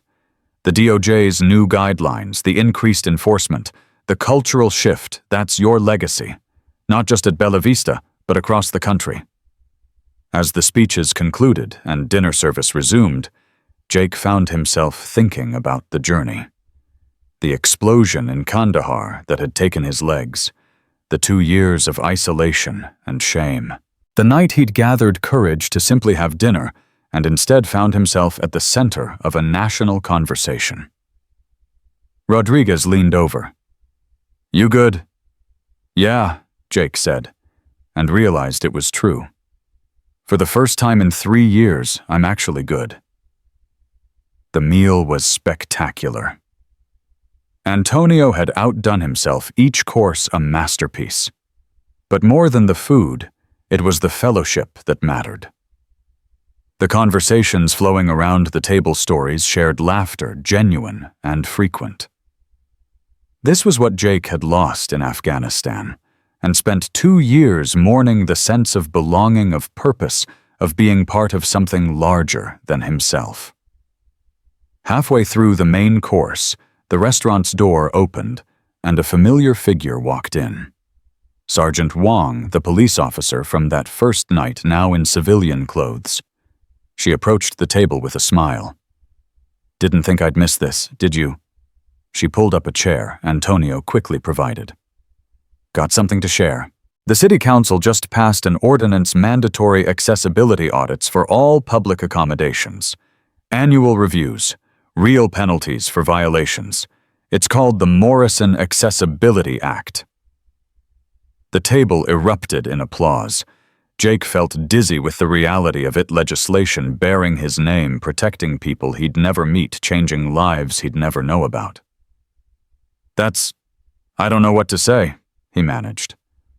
"Say you'll keep fighting," Wong replied. "Because this is just San Diego. The whole country needs what you started here." As dessert arrived, Antonio's grandmother's tiramisu now a staple on the menu, Caruso stood one final time. The former antagonist, now ally, looked around the transformed restaurant with something like wonder. 6 months ago, this place represented the worst of who I was. Tonight it represents the best of who I'm trying to become. His voice was steady, sincere. But it's more than just Bella Vista. 23 restaurants in San Diego have joined our accessibility initiative, 47 across California. We're getting inquiries from Oregon, Washington, Nevada. The model we built here together, it's spreading. He turned to Jake. You could have destroyed me. Destroyed this restaurant. The law was on your side. Public opinion was on your side. You had every right to pursue maximum punishment. But instead you chose transformation over retribution. You believed people could change, and you gave me the chance to prove it. The restaurant had grown quiet. Other diners, those not part of the celebration, but present nonetheless, listening to Caruso's words. So tonight I'm announcing one more change. Bella Vista is establishing an annual award, the Jake Morrison Service Award. It will go to veterans or disabled individuals who demonstrate exceptional courage in advocating for accessibility and dignity. The first recipient, Caruso smiled. Obviously is Jake himself, but going forward it'll recognize others who carry this torch. Jake wheeled forward to accept the plaque. Caruso retrieved bronze and elegant, featuring Rex's silhouette and words that made Jake's eyes burn, for transforming pain into purpose and injustice into action. The restaurant erupted in applause. Not just their table, but everyone, diners who'd been eating quietly, staff members, who'd gathered to watch, even people passing by outside, who'd stopped to peer through the windows. As the evening wound down, as goodbyes were exchanged and promises made to stay in touch, Jake found himself alone with Rex for a moment on the patio. The harbor stretched before them, lights dancing on dark water, the San Diego skyline, a glittering backdrop. He thought about the journey, not just the 6 months since that transformative night, but the 3 years since Kandahar. The explosion, the loss, the pain, the isolation. The slow, agonizing process of learning to live in a body that felt foreign, in a world that seemed hostile. That night, 6 months ago, he'd come to Bella Vista seeking normalcy, just a simple dinner. Instead, he'd found humiliation. But from that humiliation had come something unexpected: purpose, brotherhood, the realization that his pain, his struggle, his very existence could mean something. Rodriguez joined him on the patio, 2 glasses of wine in hand. He offered one to Jake, then settled into a nearby chair. "What are you thinking?" the SEAL asked. "I'm thinking about Martinez," Jake said quietly.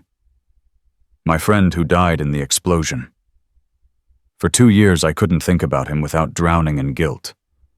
But tonight," he paused, finding the words, "tonight, I think he'd be proud. That something good came from something so terrible."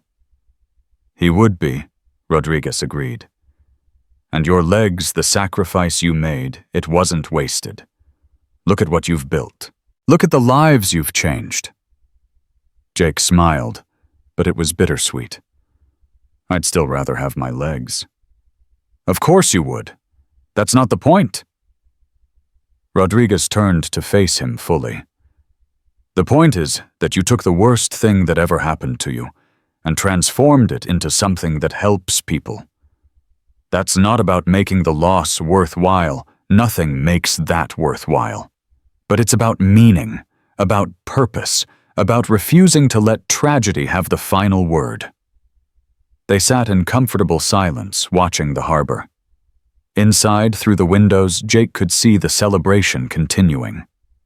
Tank entertaining Emma with magic tricks, Ghost and Viper in deep conversation with Frank Delgado, Dr. Chen, and Maria Santos planning their next advocacy push. This was his family now. Not bound by blood, but by something stronger, shared purpose, mutual respect, the kind of brotherhood that didn't require a battlefield to forge. "What's next?" Rodriguez asked eventually. Jake considered the question. The Accessibility Accountability Project was expanding. Maria wanted him to testify before Congress about strengthening ADA enforcement. 3 more states were interested in implementing San Diego's accessibility audit model. The work was endless, overwhelming important. "I keep going," Jake said simply. "Keep fighting, keep making noise, keep demanding that disabled people, veterans, and civilians alike are treated with the dignity they deserve." "You won't do it alone," Rodriguez reminded him. "I know." Jake looked at his friend, this SEAL who'd stood up when he could have stayed seated, who'd turned a stranger's humiliation into his own mission. "That night when you approached Caruso, why did you really do it?" Rodriguez was quiet for a moment, considering. "Because I've seen what happens when good people stay silent. I've watched injustice flourish because everyone assumed someone else would step in. And I decided a long time ago that I wouldn't be that person.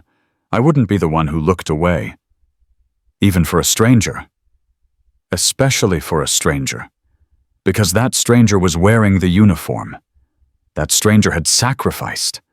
And if we can't stand up for our own," Rodriguez shrugged, "then what's the point of all of it? The service, the sacrifice, the brotherhood it has to mean something beyond the battlefield." Jake felt tears threaten, but didn't fight them. For 2 years he'd tried to be strong by being isolated, by holding everything in, by pretending the wounds were only physical. But real strength, he'd learned, was allowing yourself to be vulnerable. To accept help. To acknowledge pain while choosing to move forward anyway. "Thank you," he said, voice rough. "For seeing me. For standing up. For making me believe I was worth fighting for." Rodriguez gripped his shoulder. "You were always worth it, brother. You just needed to remember." They returned inside to find the celebration transforming into something more intimate. The formal speeches done, people had scattered into smaller conversations. Antonio was teaching Emma how to make pasta, the little girl's face scrunched in concentration. Frank Delgado and Judge Hartley were trading war stories. Vietnam and courtroom battles, different wars, but universal truths. Sarah approached Jake with a tablet. "I want to show you something." She pulled up a website, the Accessibility Accountability Project's new platform. "We're launching next week. Veterans and disabled individuals can report discrimination incidents. We'll document, investigate, and when appropriate, take action. Legal advocacy media, whatever's needed." The homepage featured a photo from that first night, Jake and the SEALs standing together, united against injustice. Below it, a mission statement Jake had helped write. "Everyone deserves dignity. Everyone deserves access. Everyone deserves respect. No exceptions." "It's perfect," Jake said. "It's necessary," Sarah corrected. "And it's just the beginning." As midnight approached, the celebration began to wind down. Guests departed with hugs and promises, carrying with them the warmth of the evening and the determination to continue the fight. Emma gave Jake one last salute before her parents led her out, sleepy but smiling. Caruso approached Jake one final time before leaving. "I know I've said this before, but I need to say it again. I'm sorry. For what I did, for who I was, for the pain I caused." Jake met his eyes. "You've shown remorse. You've taken action. You've changed. That's all anyone can ask. Is it enough? It's a start. And you keep starting every single day. That's how transformation works, not one grand gesture, but 1,000 small choices to be better." Caruso nodded, blinking back tears. "Thank you for giving me the chance." When he left, only the SEALs, Antonio, Sarah, and Jake remained. They sat around the table dishes, cleared the restaurant, settling into peaceful quiet. 6 months ago, I was at rock bottom, Jake said, to no one in particular. Isolated, ashamed, convinced my life as a disabled veteran meant endless humiliation and second-class citizenship. Tonight, I'm surrounded by people who see me, really see me, not as broken or inspiring or tragic, but as human. Just human with dignity and rights and value. That's all any of us want, Antonio said. To be seen, to be respected, to be allowed to exist without constantly proving we deserve to. Tank raised his glass one more time. To Bella Vista. From a place of shame to a place of hope. They drank, and Jake felt the weight of the journey, not just his own, but everyone's. Every person who'd stood up. Every ally who'd joined the fight. Every small victory that built toward systemic change. Rex stirred at his feet, and Jake reached down to scratch behind the dog's ears. This animal had been his lifeline through the darkest times, his constant companion through recovery and isolation, and now transformation. Service dog, yes, but more than that, partner friend, the living reminder that he was never truly alone. "What are you going to do with your award money?" Viper asked, gesturing to the check Caruso had presented earlier. $5,000, the first Jake Morrison Service Award. Jake had already decided. Split it.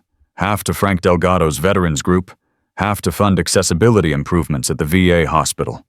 Keep the cycle going. "Of course you are," Rodriguez said, smiling. "Because that's who you are."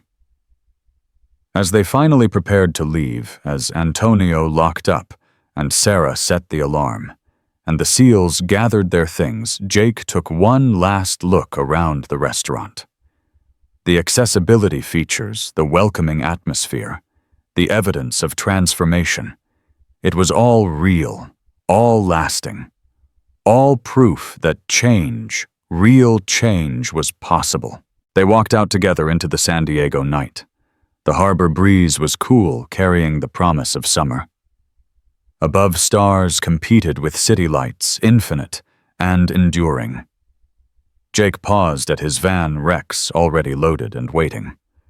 Rodriguez stood nearby, Tank and Viper and Ghost forming their unconscious protective formation. "Same time next month?" Rodriguez asked. "Our standing dinner reservation? Wouldn't miss it," Jake said. "Though maybe next time we skip the national news coverage." They laughed, and it felt good. Easy. Real. As Jake drove home Rex in the passenger seat, and the night flowing past his windows, he thought about the journey ahead. The work wasn't done, would likely never be done. But it was work that mattered, work that changed lives, work that honored the sacrifice of his legs, of Martinez's life, of every veteran who'd fought for a country that owed them dignity in return.